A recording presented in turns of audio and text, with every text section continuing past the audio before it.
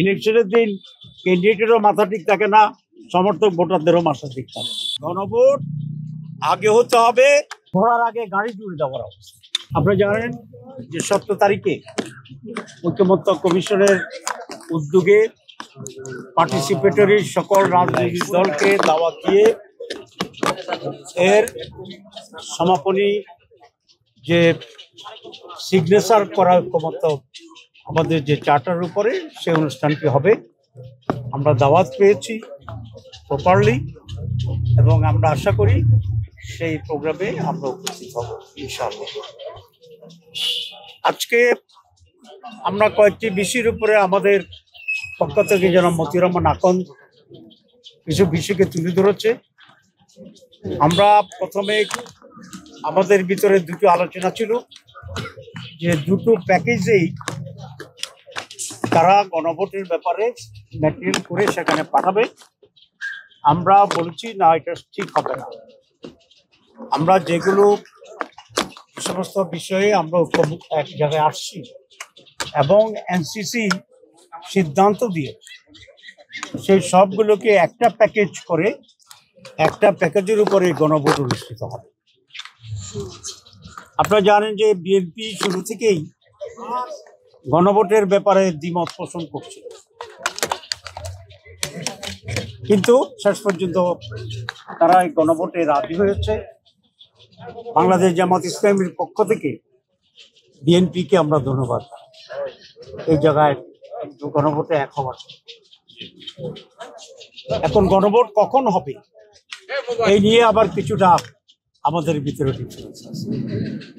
আমরা বলেছি গণভোট হচ্ছে রিফর্মস কমিটির জন্য, এটা একটা আলাদা বিষয়, আর জাতীয় নির্বাচন একটি আলাদা বিষয়। 2 নম্বর হচ্ছে গণভোটে এমন কিছু দিক আছে যেগুলা যদি হা না ভোটে হা হয় তাহলে তার ভিত্তিতে নির্বাচনের ক্যারেক্টারে কিছু পরিবর্তন হবে। যেমন upper house PR system by voters not by the MPs, এই ব্যাপারে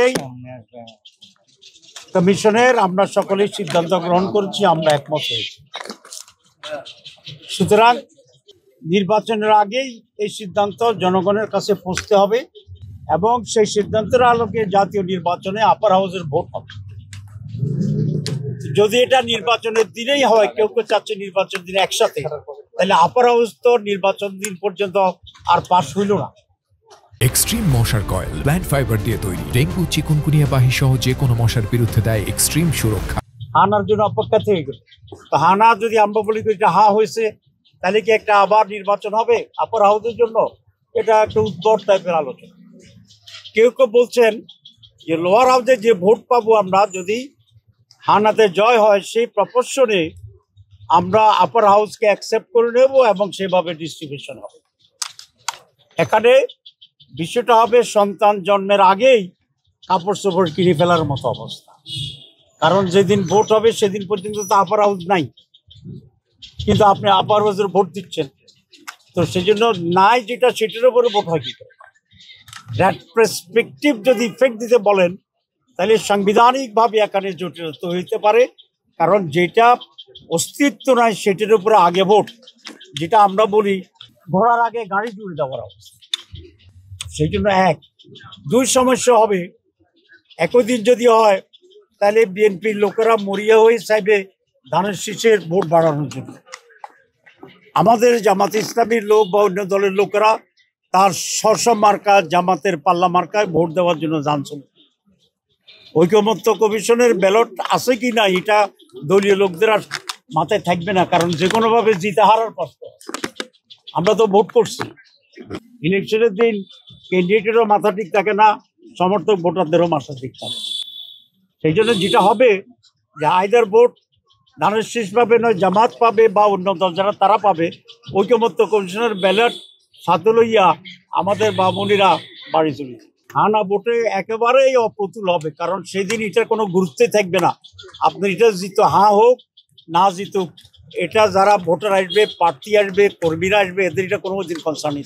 সেই জন্যই আমরা বলেছি যে গণভোট আগে হতে হবে।